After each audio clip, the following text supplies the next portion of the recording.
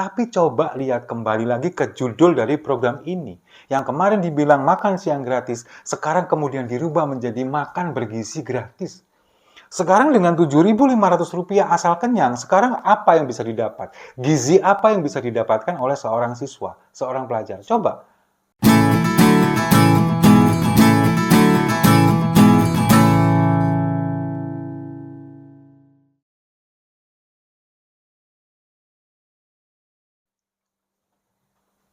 Salam damai untuk Indonesia, berjumpa lagi bersama saya, Papa Dimas. Info kali ini datangnya dari mantan rektor UMM yang memalukan alma maternya dengan pernyataannya. Ya, kita berbicara tentang seorang Menko PMK, Profesor Dr. Muhadjir Effendi, MAP. Beliau adalah mantan rektor Universitas Muhammadiyah Malang di awal-awal tahun 2000-an, kemudian menjadi Menteri Pendidikan dan sekarang menjadi Menko PMK.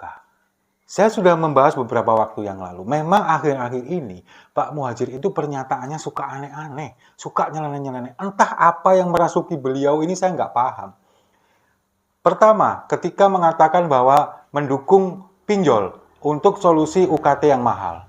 Lalu kemudian kemarin sempat mengeluarkan statement bahwa wisuda ini untuk universitas swasta bisa dimahalkan, dinaikkan untuk mendapatkan keuntungan yang lebih. Karena kalau orang wisuda lagi senang, dikasih harga mahal pun pasti berapapun akan dibayar. Nah sekarang keluar lagi pernyataan tentang makan siang gratis yang katanya akan dipangkas menjadi Rp7.500. Di beberapa daerah itu sudah sangat besar. Di mana Pak? Coba tunjukkan. Terus terang, saya sebagai mantan mahasiswanya dulu, malu dengan mantan rektor yang menyatakan pernyataan seperti ini. Sekarang tunjukkan coba di daerah mana dengan harga Rp7.500 itu makan kemahalan. Lalu terus mau makan apa? Indomie pakai telur. Itu lebih dari 7.000, bahkan di pelosok sekalipun. Untuk sekap pop mie itu harganya 10.000 loh.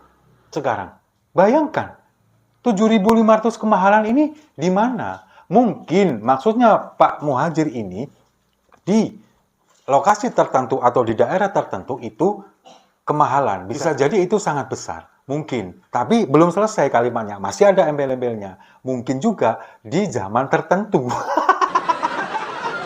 Mungkin, nggak usah jauh-jauh. Dulu ketika Pak Muhadjir menjadi rektor dan saya menjadi mahasiswa di awal tahun 2000-an, makan di Kota Malang untuk kelas mahasiswa pada waktu itu, memang itu kisaran antara 2.000 sampai 2.500 per porsi. Itu sudah cukup bagus. Nasi dengan sayur, lalu kemudian dengan telur dadar atau telur ceplok misalkan, sudah pakai kerupuk, sudah ada minumnya, teh hangat atau es teh. 2.000, 2.500 itu sudah dapat tahun segitu. Apalagi kalau mundur lagi ke belakang seperti gambar ini. Bisa kan coba dilihat. Nasi rames saja Rp400. Tapi apa iya kita mau balik ke zaman itu? Kan enggak. Kita harus lihat kondisinya sekarang. Bahwa ini Rp7.500 itu di beberapa daerah sudah bagus. Sudah terlalu besar. Mungkin iya. Bisa. Cukup. Asal kenyang, kemudian bisa mencapai angka 7.500 dengan berbagai macam penekanan di sana-sini. Mungkin iya, tapi coba lihat kembali lagi ke judul dari program ini. Yang kemarin dibilang makan siang gratis, sekarang kemudian dirubah menjadi makan bergizi gratis. Sekarang dengan Rp7.500 asal kenyang, sekarang apa yang bisa didapat? Gizi apa yang bisa didapatkan oleh seorang siswa, seorang pelajar? Coba. Nah, sekarang kita kembali lagi ke Profesor Muhadjir Effendi, kita kembalikan, apakah Anda dan keluarga Anda, anak-anak Anda pernah makan Rp7.500 sekali makan di era sekarang? Itu loh pertanyaannya, Pak. Janganlah membuat statement yang bikin kita gregetan. Sumpah saya gemes. Sekarang begini loh ya.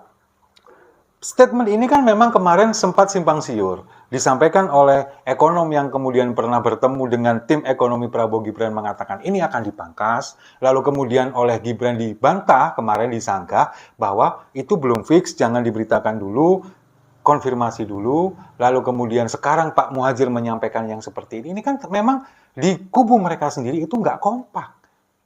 Bahwa satu statement ini kemudian seolah-olah dilontarkan, lalu kemudian dibantah, lalu di bagian lainnya ini membenarkan.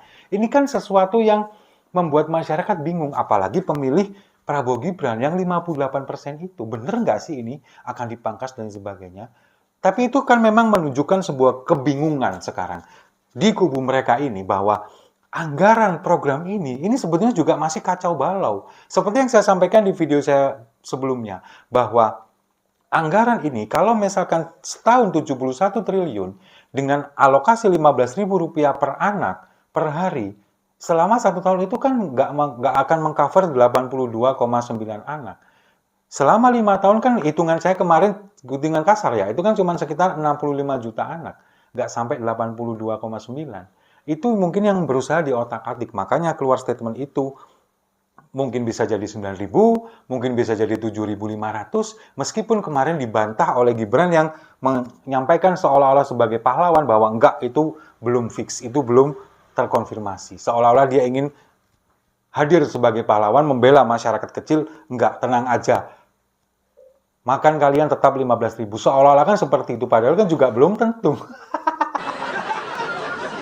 Tapi yang disampaikan oleh Pak Muhadjir ini benar-benar memalukan. Terus terang memalukan, seorang profesor, seorang menteri, koordinator bidang pembangunan manusia dan kebudayaan bisa menyampaikan statement seperti ini loh. Tapi kan memang di video saya yang sebelumnya saya juga sudah pernah membahas.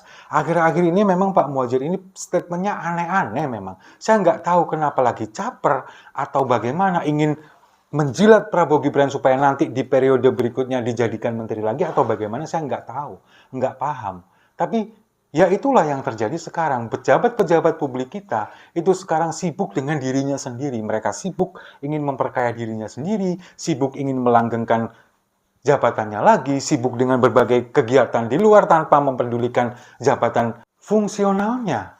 Itu yang terjadi, jabatan-jabatan pejabat publik sekarang yang terjadi seperti itu. Mereka sibuk dengan dirinya sendiri tanpa memedulikan kita, masyarakat Indonesia ini. Tapi suara yang seperti ini harus kita sampaikan setiap hari. Kalau misalkan didengar supaya telinga mereka panas, dan kita juga berharap bahwa tidak hanya itu, terjadi perubahan di nurani mereka supaya mental mereka juga berubah, ingin benar-benar memperbaiki negara ini bukan hanya kepentingan pribadi mereka sendiri dan juga golongan dan keluarganya. Itu yang kita harapkan.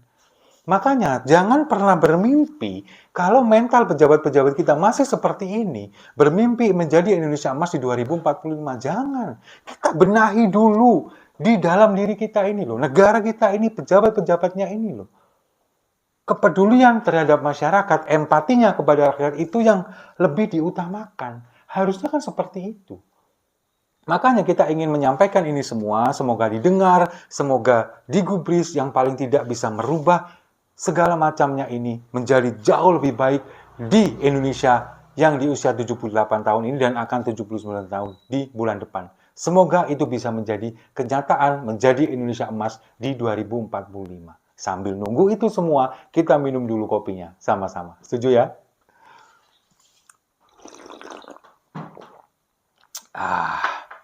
Saya rasa itu. Terima kasih sudah menyimak. Jangan lupa like, komen, dan subscribe. Sampai jumpa di video-video saya selanjutnya. Pejabat harus punya nurani.